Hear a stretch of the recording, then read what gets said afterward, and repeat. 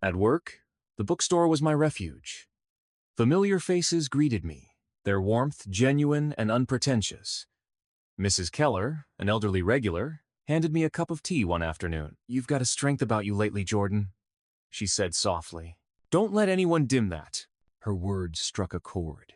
Strength wasn't about fighting loud battles or winning approval. It was about standing firm in who you are, even when the world tries to write you out.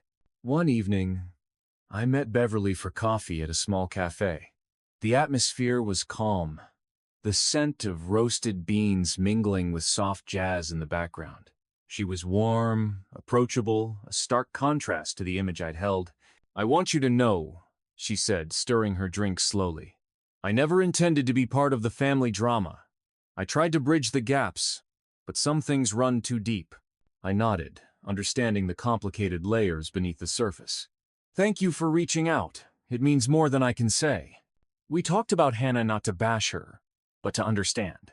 Beverly's honesty painted a picture of a woman struggling with her own fears and insecurities, trying to fit into a world that demanded perfection. It didn't excuse her behavior, but it gave me a new perspective. Rebuilding didn't mean forgetting. I kept a journal, writing down moments of pain and triumph alike. I reflected on the years of favoritism that shaped my childhood, the subtle wounds that never fully healed. Slowly, I began to forgive not just them, but myself, for staying silent too long, for letting their opinions define me. I started setting boundaries, saying no when it felt necessary. I pursued new hobbies, took a cooking class, even signed up for a weekend writing workshop. Each small step was a reclaiming of my identity beyond the family drama. One evening, as I sat by my window watching the city lights flicker to life, I felt a quiet peace settle over me. The past was a complicated tapestry of pain and love, but it no longer held me captive. I was free to write my own story now. Months passed, and the fallout from the wedding slowly settled into a new normal. The family had fractured in ways that would take years to mend if they ever truly healed at all. But I no longer carried the weight of being the overlooked sister, the shadow behind the golden child. The story of that night spread quietly through our circle. Friends who had been there, acquaintances who had heard whispers. Some reached out to me, others distanced themselves. But most importantly, the truth was out in the open. I saw the consequences ripple through Hannah's life. Her relationship with Beverly was strained, tentative at best, and the trust between her and her husband seemed fragile when I glimpsed it during the rare family events I attended afterward. The carefully curated image Hannah had built was cracked, showing raw edges beneath. It wasn't my place to revel in their downfall. My motivation had never been to destroy, but to reclaim, to remind them and myself that respect isn't a privilege given. It's something earned and maintained through honesty and kindness. At work, life kept steady rhythms. One afternoon, a young woman came into the store looking nervous, clutching a book she wanted to return. We talked about her struggles with family expectations, about feeling invisible and unheard. Her story echoed parts of my own. I shared some of my experiences, not to boast, but to show her she wasn't alone. Her eyes brightened with gratitude, and for the first time in a long while, I felt the power of connection, the healing that comes when stories are shared and understood. One quiet evening, I received a message from Mom. It was brief, cautious. "I hope you're well. We should talk when you're ready." I stared at the screen, my heart a mix of old wounds and cautious hope. Forgiveness wasn't a switch to flip, it was a process. But maybe, just maybe, there was room for conversation. I didn't respond immediately. Instead, I sat with the feeling, letting time shape the answer. Looking back, I realize how easily favoritism can warp the family dynamic, how painful it is to feel erased by the people who should love you unconditionally. But I've also learned that reclaiming your voice doesn't mean tearing others down. It means standing tall in your truth and demanding the respect you deserve.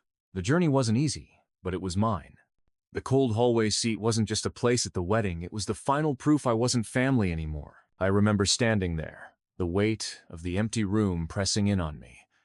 The faint murmur of laughter and clinking glasses just a few feet away through the open ballroom doors. My dinner chair wasn't at the table with the rest of the family. It was shoved into the hallway, a narrow, dim corridor with pale wallpaper that smelled faintly of old perfume and forgotten memories.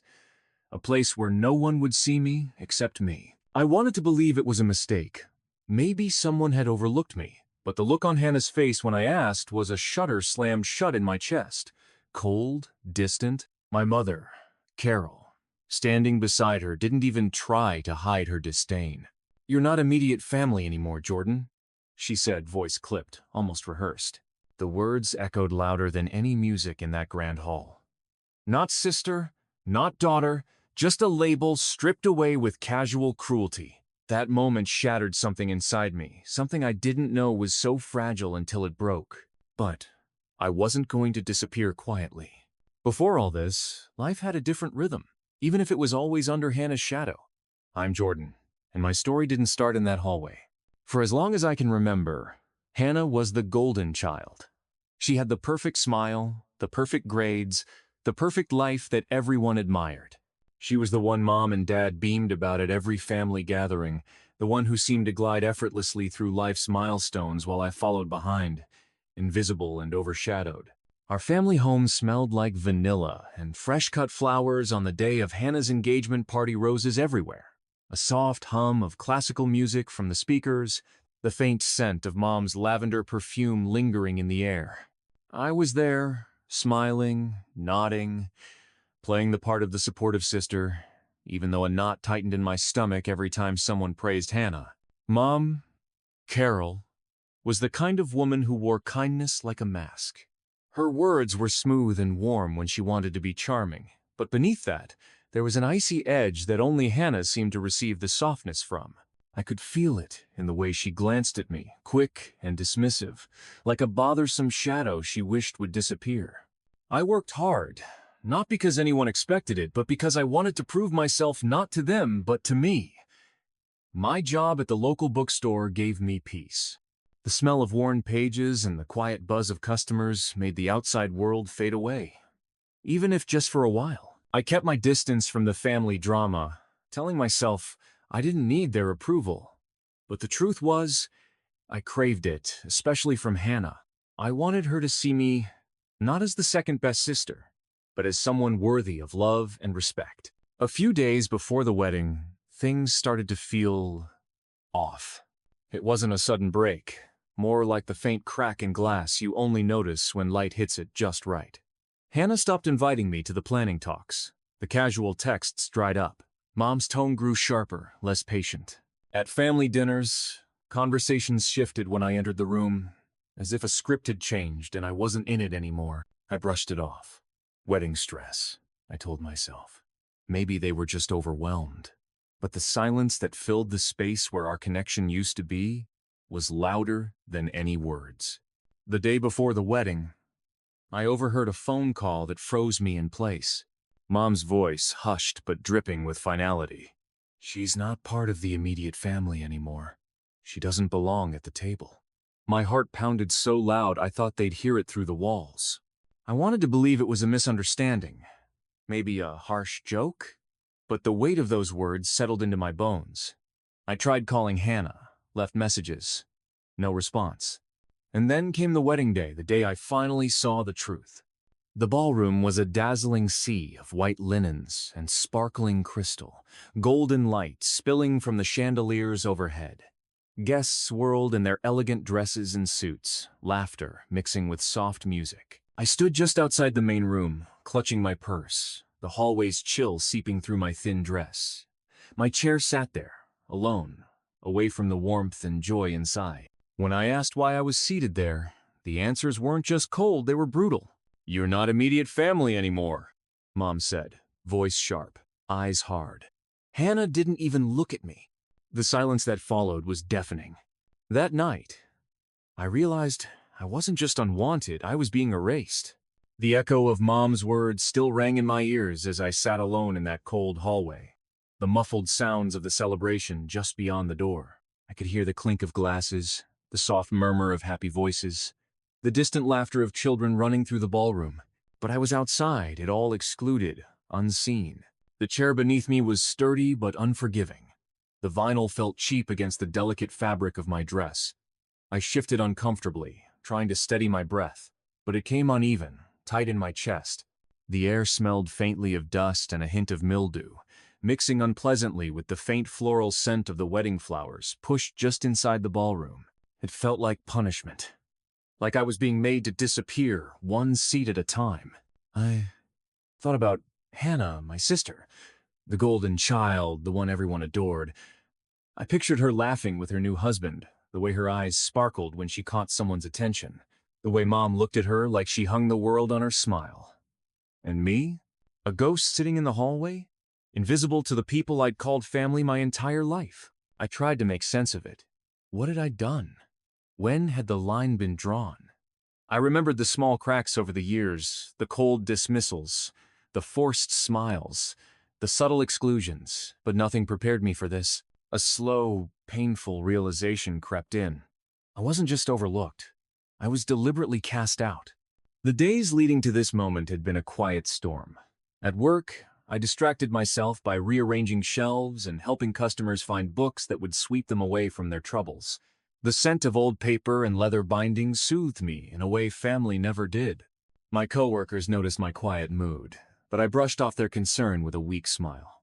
At home, I replayed conversations, scanned text messages, and searched for clues. Hannah's silence stung more than any harsh words. She'd always been a master of politeness, layered with poison-sweet words that masked sharp edges. I recalled the many times she'd made cutting remarks about our mother-in-law, Beverly, with a smile so innocent it was chilling. Beverly. The woman who would soon be my sister-in-law's mother-in-law. The very person Hannah had criticized behind closed doors. The one she presented as the perfect new family member in public. I kept those thoughts tucked away, knowing the wedding was supposed to be a celebration. But that night, the cold seat and the cold words planted a seed that would grow into something I couldn't ignore. That morning, the house was a flurry of activity. The scent of fresh coffee mingled with the sharp tang of hairspray and perfume. The sounds of laughter and chatter filled the rooms, but I felt detached, like a spectator in a play where I had no lines. Hannah moved through the house like a queen preparing for her coronation. Her dress hung perfectly, shimmering softly in the morning light. Her laughter was bright, but I caught the occasional flicker of something else in her eyes, a practiced calm, hiding, impatience, or maybe fear. Mom was in the kitchen, meticulously arranging flowers, her movements precise and controlled. She caught my eye for a moment and smiled, but it didn't reach her eyes. "Jordan," she said softly, "try to enjoy today." I nodded, swallowing the lump in my throat. Enjoy? How was I supposed to enjoy a day that had already cut me out? At the rehearsal dinner the night before, the tension was subtle but undeniable. Conversation shifted when I entered the room. People exchanged glances that didn't include me. Hannah greeted me with a smile that didn't quite reach her eyes, and Beverly was all warmth and charm to everyone but me. Later, in a quiet moment, I overheard Hannah speaking on the phone. Her voice was low, laced with bitterness. "She's not family," Hannah said, a cruel smile in her tone. She never was, really. I clenched my fists, anger and hurt swirling inside me. The woman everyone praised as perfect was quietly tearing me down behind my back. That night, I lay awake. The sounds of the party downstairs, a distant hum. My mind raced, replaying every hurt, every slight, every moment I'd been pushed aside. But beneath the pain, a spark of something else took hold, something strong and fierce. I refused to be invisible anymore. Morning light crept through the curtains, soft and golden, but I felt anything but peaceful. The day was here, the day Hannah and I would stand under the same roof, but worlds apart. I dressed slowly, my hands trembling just enough to betray my calm exterior. The dress felt heavier than it should, a symbol of the weight I carried inside. The faint scent of fresh linen mixed with my nervous sweat. I kept thinking of that cold chair in the hallway waiting for me. The house buzzed with activity, voices and footsteps weaving around me like a current I couldn't swim against. Mom's voice floated down the hall, sharp and clipped as she coordinated last-minute details with a distant relative. Hannah was radiant too, radiant. Her laugh was practiced, like she was playing a role she'd rehearsed 1,000 times. She barely glanced my way. I tried to steady my nerves as I approached the venue, the old hotel ballroom where so many family memories were made. The scent of polished wood and floral arrangements hit me as I stepped inside. The buzz of guests and the faint strum of a string quartet filled the air. Then I saw at my place, a single chair tucked away in the hallway outside the grand dining room, separated by a thin wall and an open door. The sound of laughter and chatter floated through the gap like a cruel reminder of where I didn't belong. I swallowed hard and stepped toward the room, catching Carol's eye. She was poised, flawless, but her gaze was icy. Hannah stood nearby, chatting with Beverly, who smiled with perfect politeness. Neither of them acknowledged me. I forced myself to speak. "Why am I seated out here?" Carol's voice was flat.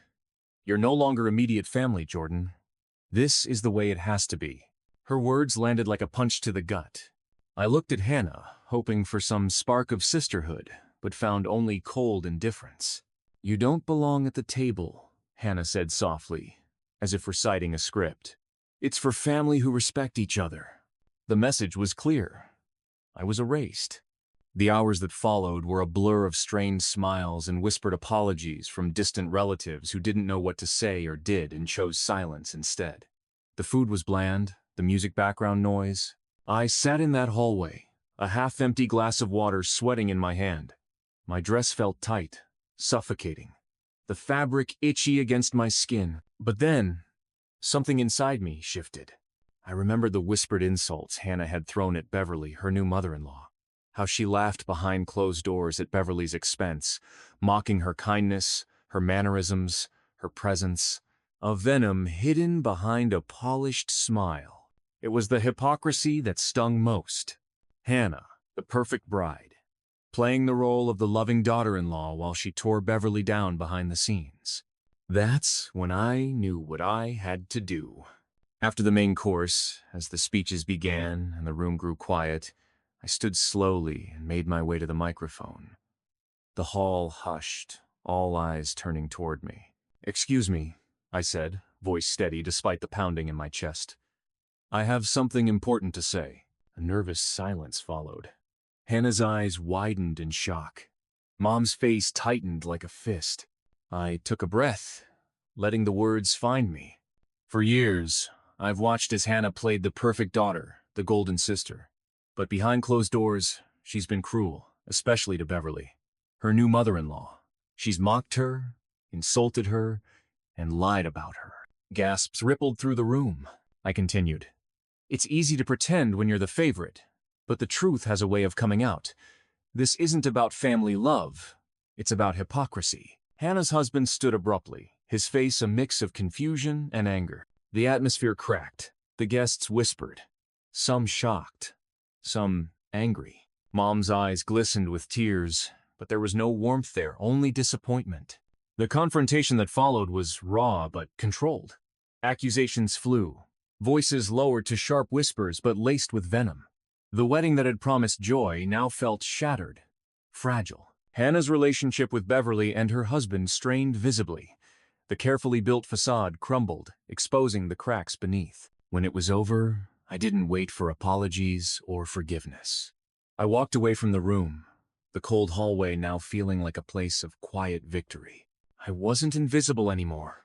The moment I stepped away from the microphone, the weight I'd been carrying for years seemed to lift, replaced by a clarity I hadn't felt in a long time. The cold hallway where I'd once been exiled felt different now, less like a prison, more like my stage. Behind me, I heard the hushed murmurs grow louder, the clatter of chairs shifting as guests processed what I'd revealed. I caught a glimpse of Hannah's face, a storm of shock, embarrassment, and something like fury flickering behind her eyes. Beverly, usually so composed, looked stunned and hurt, her hands trembling slightly as she clutched her napkin. And then there was my mother, Carol, her icy veneer cracking, a flicker of regret or maybe confusion crossing her features before she quickly masked it. Walking down the hallway felt like moving through a dream, every step steady but surreal. My heart was pounding, adrenaline mixing with a bittersweet relief. I had spoken my truth. Finally, later outside the ballroom, I found a quiet corner where the night's chill seeped through my dress. I could hear fragments of conversation filtering through the doors, whispers of betrayal and family drama. The wedding atmosphere was fractured, joy replaced by tension. Hannah's husband found me there. His face was conflicted, part disbelief, part anger, part something softer, perhaps sympathy. "Jordan," he said quietly, "I didn't know." "I know," I replied softly. "And that's the problem." He sighed, the weight of the situation settling over him. "I'm sorry you had to go through that alone." I nodded, but I didn't want sympathy. What I wanted was recognition for the years I'd been overlooked, for the scars hidden beneath the silence.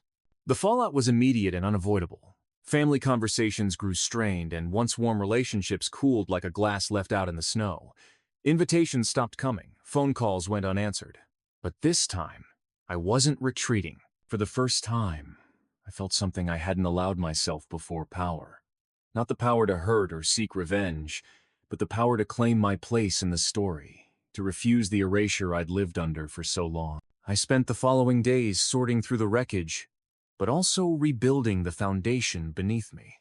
I reached out to old friends I'd drifted from, rekindled connections with people who saw me not just as Hannah's sister, but as Jordan, whole and worthy. At work, I found solace in routine. The familiar smell of books, the soft rustle of pages, the quiet chatter of customers grounded me. I threw myself into my passion with renewed focus, letting the healing come one day at a time. One afternoon, as I closed the bookstore, my phone buzzed. A message from Beverly. "I'm sorry for everything. I didn't know how to protect you either. If you ever want to talk, I'm here." Her words were unexpected, softening the hard edges of the past weeks. I stared at the screen, the hurt beginning to loosen. Maybe family isn't always defined by blood or perfect appearances. Maybe it's about honesty, courage, and standing up for what's right even when it's hard. I've come to realize that favoritism and cruelty can fracture families, but so can silence and denial. Sometimes, reclaiming your power means speaking your truth, even if it shakes the foundations. I'm not the perfect sister, nor do I pretend to be. But I'm real. And after years of living in the shadows, that is enough. The weeks after the wedding were a strange mix of isolation and unexpected clarity. The family gatherings stopped. The texts from Mom dwindled until they were non-existent. Hannah's silence was a sharp contrast to the vibrant, polished sister I had known or thought I had known.